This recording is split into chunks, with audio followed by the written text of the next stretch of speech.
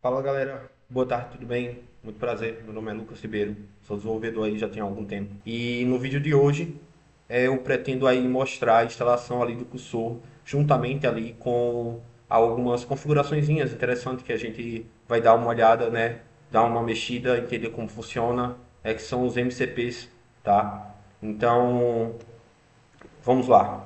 Estou aqui com o meu navegador aberto, beleza? Vou colocar para baixar aqui o cursor, rapidinho. Já tenho aqui ele na minha aba de navegação. Baixar aqui. Então, tem para os três sistemas operacionais, tá? Fica a sua escolha. Atualmente eu utilizo Windows, gosto muito do Linux. Já utilizei Mac, pretendo voltar a utilizar aí. É bastante sistema operacional muito bom e tem uma integra muito bem seu hardware com software. Enfim, vamos lá, né? Bem, então sobre o cursor, tá? Basicamente, ele é uma IDE, tá? Assim como o VS Code, né? Visual Studio Code, que integra muito bem, ele consegue integrar muito bem com diversas extensões e, inclusive, ele consegue importar configurações do VS Code. Então, tipo, teus atalhos, teus perfis, tuas fontes, teus ícones que tu utiliza no VS Code, tu consegue realizar essa importação de uma maneira muito fácil, né? Muito rápida e pode obter esse poder do cursor, né? O cursor, querendo ou não, ele é uma ideia paga, tá? É uma ideia paga, custa aí US$ 20 mensais, fora caso você queira os outros planos ou utilizar a API deles de modelo de linguagem, né? Mas a princípio são os US$ 20 ali e ele é muito bom assim para o teu dia a dia. Ele vai te ajudar no teu autocomplete, vai te ajudar com problemas de lógica, vai te dar ideias de como prosseguir em diversas etapas. Então, enfim, vamos prosseguir aqui com a instalação, tá? Para quem conhece aí do VS Code, sabe que dentro de um prompt de comando, de um terminal, a gente digitar code, espaço, ponto, ele abre o VS Code, né, naquela determinada pasta onde o terminal estava aberto. A partir do momento que a gente tem instala o cursor e deixa selecionado aqui o path, adicionar em path, se eu não me engano é essa configuração, tá? Posso estar errado.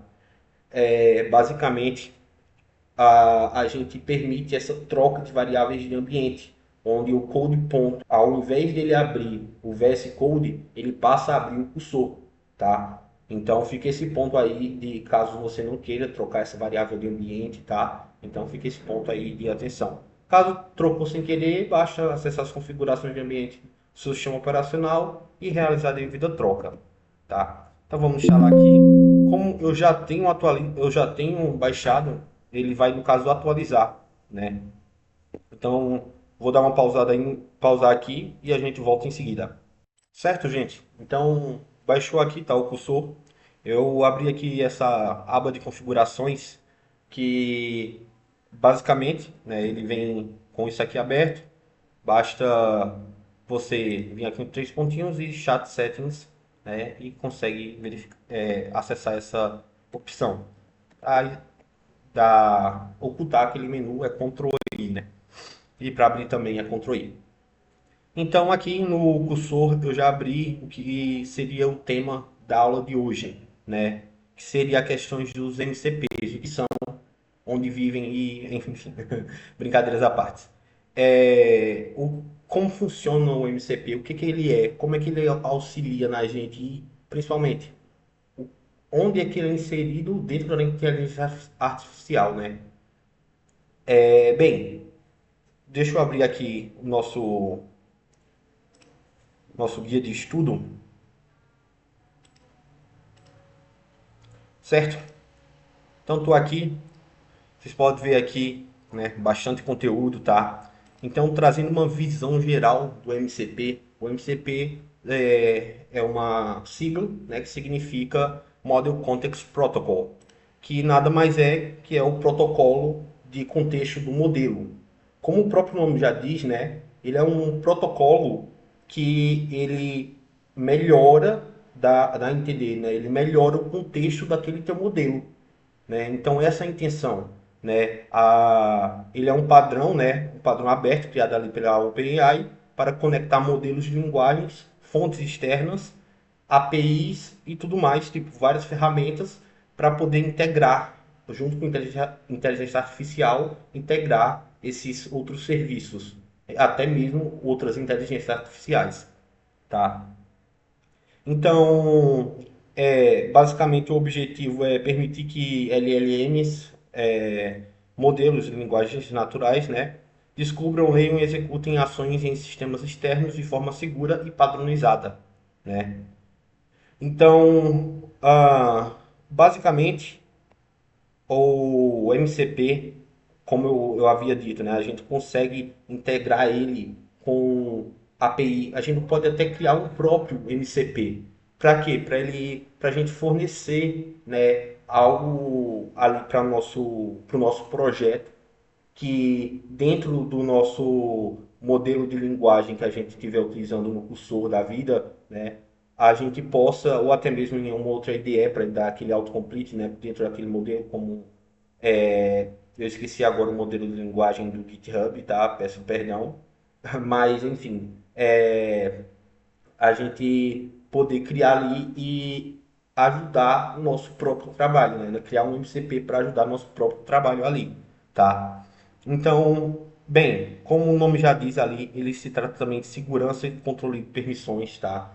Então, vale ressaltar que é interessante, né, levar em conta quando você estiver configurando suas credenciais, suas APIs keys, suas chaves de banco, né? Porque o MCP ele tem para tudo, tem para API de integração como o Stripe, né? Temos aí para verificação de tabelas dentro do banco de dados, para serviços da AWS, para componentes do React e diversas outras coisas, certo? Né? Então aqui, pulando um pouco, né, mudando um pouco aqui de contexto, vamos para seguranças e boas práticas ao utilizar, criar ou seja o que for sobre o MCP. Bem, sempre é interessante ali no arquivo que eu vou voltar aqui na tela do nosso cursor, vou voltar aqui, pronto. Aqui na nossa tela do cursor, como vocês podem ver, tem o local da API Key, das credenciais do banco, tá? Então, isso daqui deixem, né, de uma em variáveis de ambiente, tá? Para não acabar vazando e comprometerem aí em questões de custo, e tudo mais, tá? Pode ocasionar vários tipos de danos, né? Então, aconselho sempre a segurança, né? Colocar ali essas APIs, APIs keys, elas serem rotativas, né? E serem exclusivas para aquele MCP em específico, tá? Não sair colocando a mesma em todas ali, porque se der pau, enfim, vai dar ruim em todas, né? Então sempre é bom ter isso em mente, tá? Certo? Então, bem, essas são algumas dicas que eu dou sobre essa questão do MCP. Outra dica muito importante, tá? É o auto-approve para deletes e updates, né? Quando no cursor ou em outros modelos ali, a gente tem a opção de dar o auto-approve, né? Permissionamento, né? Para esse MCP ou para o modelo de linguagem fazer alterações ou deleções de arquivos, dados, enfim. E isso daí pode comprometer ali se, por exemplo, for em um banco de dados de produção, né? Se for um projeto que ainda não tenha sido feito commit, né? Então, tomem muito cuidado, tá? Tomem muito cuidado ao utilizar, né? Sempre revisem o código que está sendo fornecido antes de aprovar aquilo ali, né? Se não desfaça a alteração, tá? Tem essa opção ali do cursor, tá? De você retornar essas alterações, tá? Então aqui foi um exemplo, né? Caso crítico, né? deixar, por exemplo, esse Nobra Role, que seria um usuário do banco, com permissões de limitações, né? Tanto de quantas vezes pode conectar, limitação de timeout de query, entre limitação de deletes, de updates, enfim, várias questões que é interessante de acordo de cada necessidade. Por exemplo, se é um projeto novo, é um banco local, né? Então não tem necessidade de tanta complexidade nisso de princípio. Mas conforme for escalando, então a segurança escala junto, tá? Show. Ah, certo. Eu trouxe, deixa eu ver aqui. Ah, show, esse daqui. Excelente. Eu trouxe alguns MCPs, como vocês podem ver lá no meu curso, né, que eu mostrei a vocês, tem alguns MCPs já configurados. E quais são eles? Para que o que eu faço com eles, tá? Bem, tem esse Firecrawl MCP, né?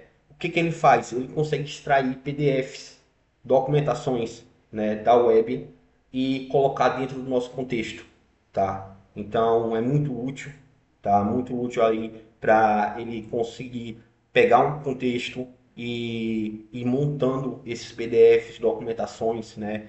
Ele já me ajudou muito a encontrar, inclusive, documentações de linguagens defasadas, tá? Então é bastante interessante. Tá, sobre o Context 7, né? Muito bom, muito bem, um baita MCP, sinceramente, tá? Ele é utilizado aí para centralizar variáveis, docs, esquemas, né? Então vamos lá para o Table Remote, né? O que que ele é, tá? Ele é outro MCP aí que ele busca fontes oficiais, tá?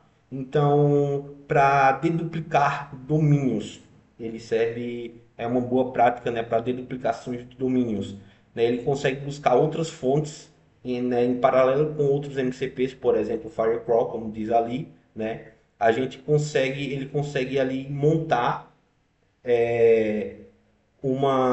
pelos fontes ali, né, montar um resumo ali, junto, claro, com os outros MCPs em paralelo. Mas o principal foco dele é buscar fontes oficiais sobre aquele determinado assunto, tá?